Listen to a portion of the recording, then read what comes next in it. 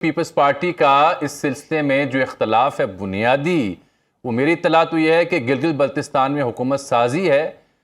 اس کے علاوہ کوئی مسئلہ تو نظر آ رہا، اور اس پہ کیا پوزیشن لی ہے پاکستان پیپلز پارٹی نے؟ دیکھیں، آج جب پاکستان پیپلز پارٹی کی پارلیمانی پارٹی کا اجلاس ہوا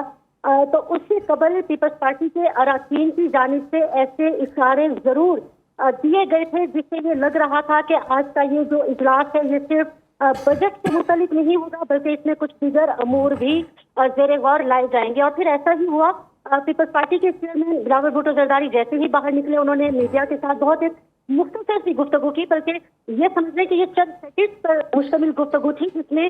صرف یہ بتایا گیا کہ پیپلز پارٹی کے جو چیئرمین ہیں بلاول بھٹو زرداری، وہ خود آج کے اس اہم بجٹ اجلاس میں شریک نہیں ہوں گے، جبکہ ہم جانتے ہیں کہ یہ پیپلز پارٹی کی روایت نہیں رہی ہے۔ بہرحال ان کی جانب سے یہ ضرور کہا گیا، اور پھر اس کے بعد ہم نے دیکھا کہ پیپلز پارٹی کی جانب سے باقاعدہ ایک اعلامیہ بھی جاری کیا گیا جس میں یہ کہا گیا کہ پیپلز پارٹی بجٹ اجلاس کا بائیکاٹ نہیں کر رہی، کیونکہ دیکھیے جب چیئرمین نے یہ کہہ دیا کہ وہ نہیں جا رہے تو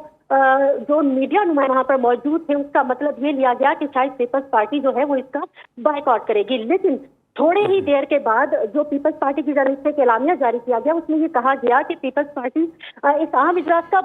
بائیکاٹ تو نہیں کر رہی، لیکن جو چیئرمین ہے پیپلز پارٹی کے بلاول بھٹو زرداری وہ خود اس اجلاس میں شرکت نہیں کریں گے۔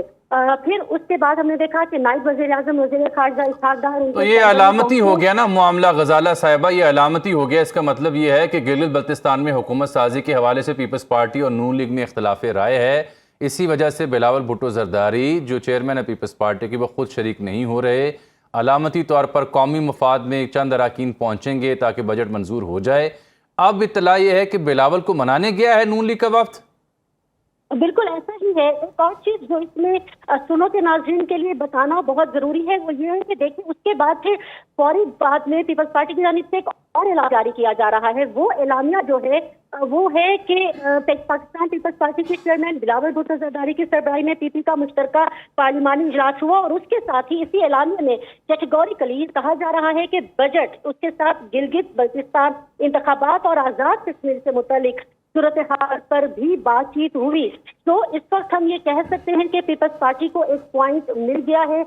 انہیں ایک ایسا نقطہ مل گیا ہے بالکل عین بجٹ پیش کرنے سے چند لمحے قبل جس پر وہ سائڈ کھیلنے کے موڈ میں ہے۔ اس کے ساتھ ہی یہ بھی کہا گیا کہ جو چیئرمین ہے پیپلز پارٹی کے ان کی جو گفتگو ہے پارلیمانی پارٹی کے اجلاس سے وہ اب سے تھوڑی دیر کے بعد میڈیا سے شیئر کی جائے گی۔ دیکھیں عموماً یہ روایت رہی ہے۔ غزالہ صاحبہ کیا نون لیگ کا وفد منانے گیا ہے بلاول بھٹو زرداری کو؟ بالکل ایسا ہی ہے۔ اسحاق ڈار صاحب خود گئے ہیں، نائب وزیر اعظم جو کہ اس وقت مسلم لیگ نون کے ایک اہم رہنما بھی ہیں وہ بلاول بھٹو کے چیمبر میں پہنچے ہیں، ان کے ہمراہ دیگر اہم اراکین بھی موجود ہیں، اور ان کی جانب سے بلاول بھٹو زرداری کو منانے کی کوشش کی جا رہی ہے کہ بلاول بھٹو زرداری خود اس اہم اجلاس میں شرکت کرے۔ تو یہ فرمائیے گا کہ یہ مسئلہ ہے کیا، کیونکہ عددی طور پر تو پیپلز پارٹی لیڈ کر رہی تھی، چند سیٹوں پر انتخاب جو ہے دوبارہ ہوگا، چند پولنگ اسٹیشنز پر جو الیکشن کمیشن نے جاری کیے نتائج، اور بلاول تو ٹویٹ بھی کر چکے تھے، پرائم منسٹر مبارکباد بھی انہیں دے چکے تھے۔ دین واٹ وینٹ رانگ؟ یہی وہ نقطہ ہے جس پر پیپلز پارٹی کی اراکین کی گفتگو اس سے قبل بھی ہمارے سامنے آئی۔ اب سے تھوڑی دیر قبل شہری رحمان نے بھی گفتگو کی ہے میڈیا سے، اور انہوں نے یہ کہا ہے کہ ہم بجٹ کے عمل کو متاثر نہیں کریں گے، بجٹ پاس کرنے کے عمل میں ہم پوری طرح حصہ لیں گے، لیکن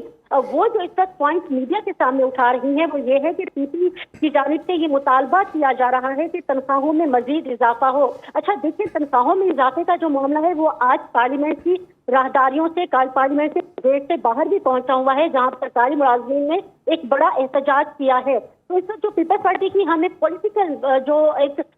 نظر آ رہی ہے اسٹریٹجی وہ یہ ہے کہ بظاہر ان کا جو مسئلہ ہے وہ گلگت بلتستان کے یا پھر آزاد کشمیر کے حوالے سے ہے۔ دیکھیں محترمہ غزالہ نورین صاحبہ، بہت شکریہ آپ کے قیمتی وقت کا۔